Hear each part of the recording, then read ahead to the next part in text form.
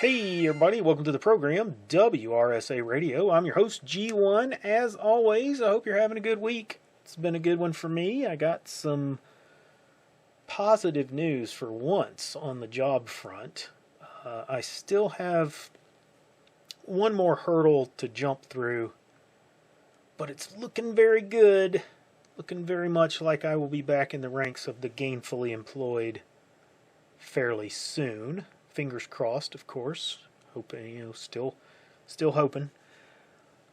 But it's always good to have that something like that happen for you after so long waiting to get back into a job. Well, what do we have on the menu this week? A few things going on, but the big two are Trump related. First off, let's talk about the deployment of the National Guard into D.C. to get a handle on the rampant crime that has overtaken the city.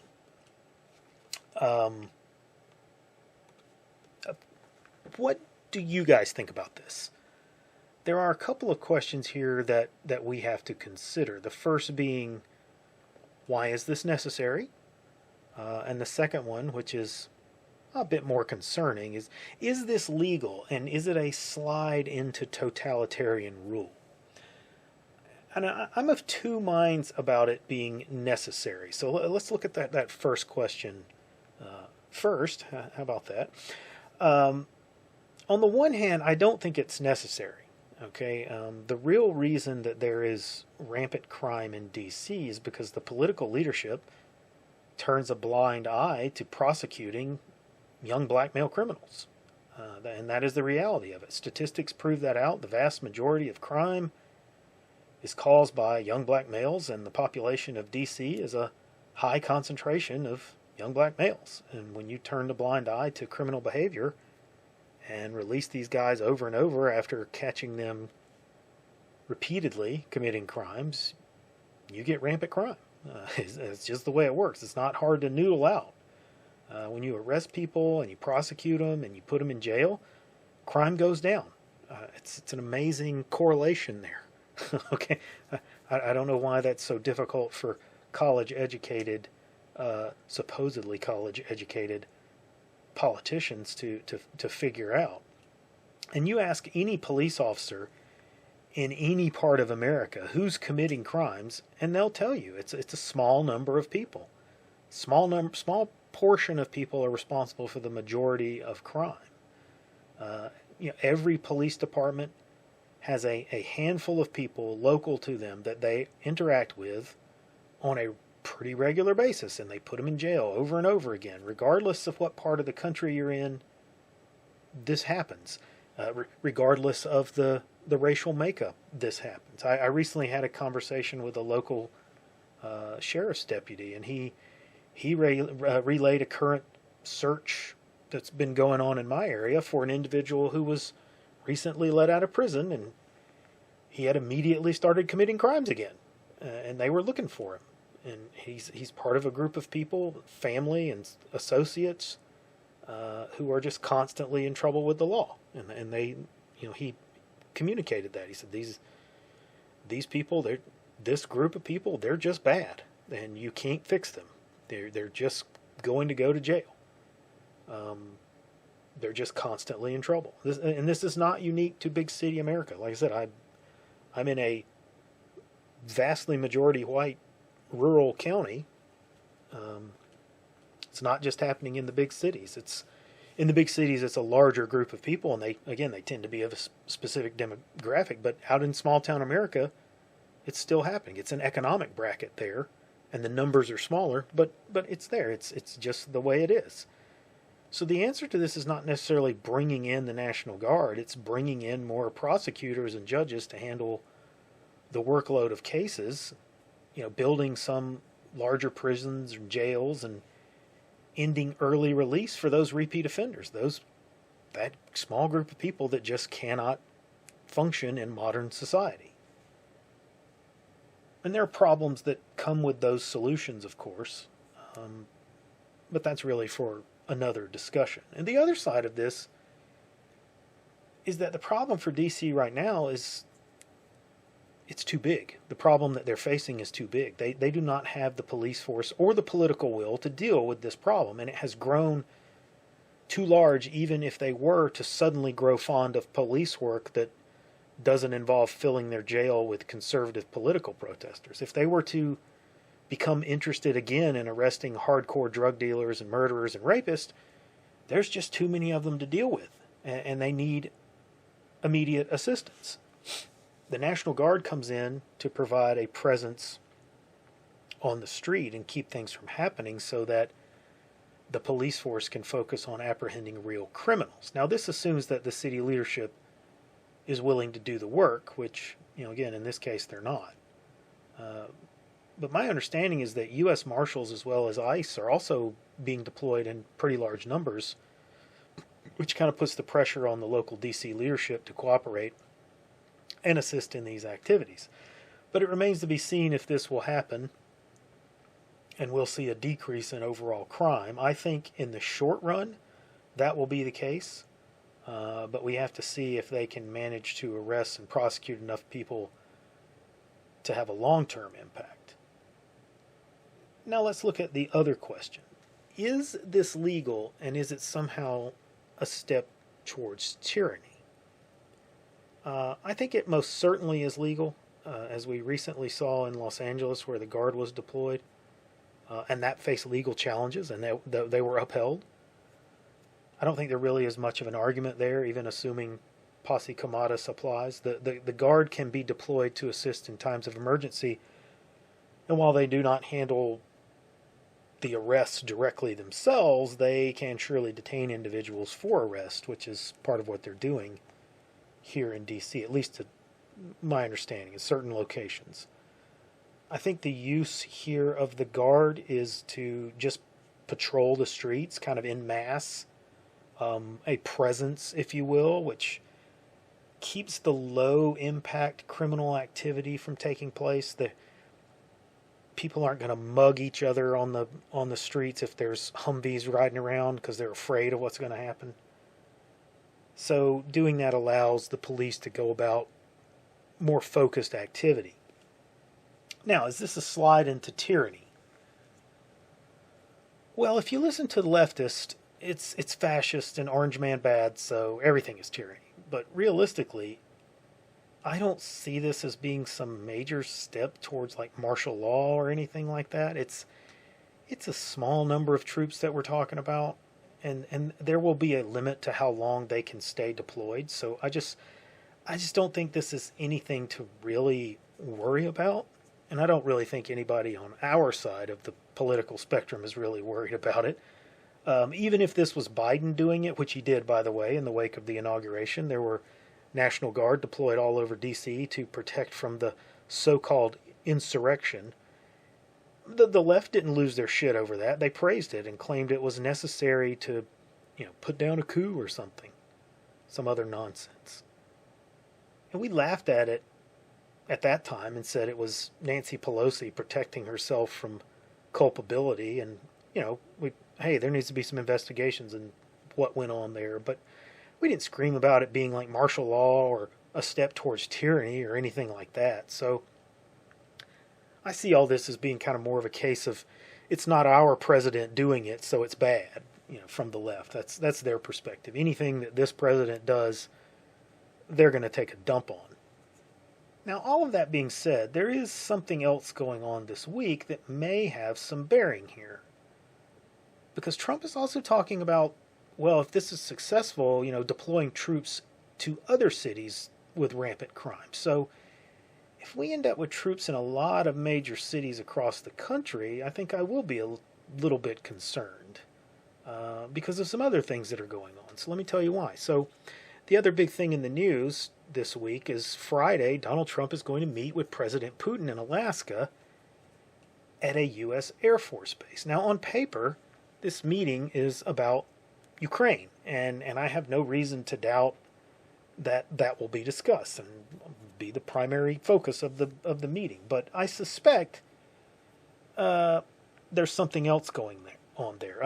I think there will be a resolution to the conflict in Ukraine that will be decided there. And we've spoken about that a few times in the past, but I think this is going to be the meeting that it gets done. At least it's going to end the U.S. involvement and support of Ukraine, even if the Ukis do not accept the solution that Trump and Putin agree to.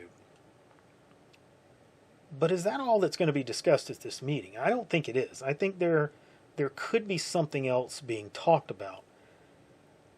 I think having this meeting in a very remote location is not simply because it's easier for Putin to get there, and there's some criminal Interpol type warrants out for Putin, he's a war criminal or whatever, and there's been this talk about, well, if they land in some other country, that country would be obligated to arrest Putin, so okay, fine, we're going to bring him to the United States. Well, why not Washington? Why not New York? Why not some other place? Why Alaska? Well, it's easier for Putin to fly to Alaska. Really? I'm not sure that's really what's going on there. I think it could be something else. And I think having this meeting in this remote location is about keeping it away from prying eyes and ears, keeping them from finding out what is actually being discussed. Let me give you a hint here. There was a very famous meeting between Ronald Reagan and Mikhail Gorbachev that took place in Reykjavik, Iceland, back in the 80s. This was a meeting about arms reduction. I think it was, if I recall correctly, it was a SALT treaty, strategic arms limitation talks, something like that. But it's famous in the UFO community because of something that Reagan asked Gorbachev. He asked him in discussion, if the world was facing an invasion from another planet, would the Soviets put aside their differences and ally with the U.S. to fight the invasion? And Gorbachev said, well, of course we would. Now, this could have been just a device that Reagan was using to kind of demonstrate that, we're all human and that we can come to resolve our differences if we're faced with an existential threat, which means we should be able to resolve those things when no threat is present. If that's the case, very clever use of that. But many people think that something else was going on there, that Reagan was up to something else. There were a lot of other indicators that he was privy to knowledge of certain things that the average person in the country, of course, is not. With all the recent talk in the public space by U.S. government people, Congress members, so-called whistleblowers, and others that are attempting to put forth a narrative about a UFO threat, we have to be aware that this might be at play in this meeting with Putin. Now, I've gone on the record as saying that the narrative that is being pushed to the public is a controlled narrative, and it's being ran by people who are deep state operatives. It's not really whistleblowers who are organically coming forward to lift the lid off of this story and blow this wide open. That's not really what it is. It's curated information that is being used to push a specific line of thinking. John Brennan is one of the people at the core of this, so that should tell you all you need to know about it. You should be very suspicious of it just because of his presence. And it's entirely possible that they've deceived Trump and they've spun this information to him in such a way that he believes something is going to happen.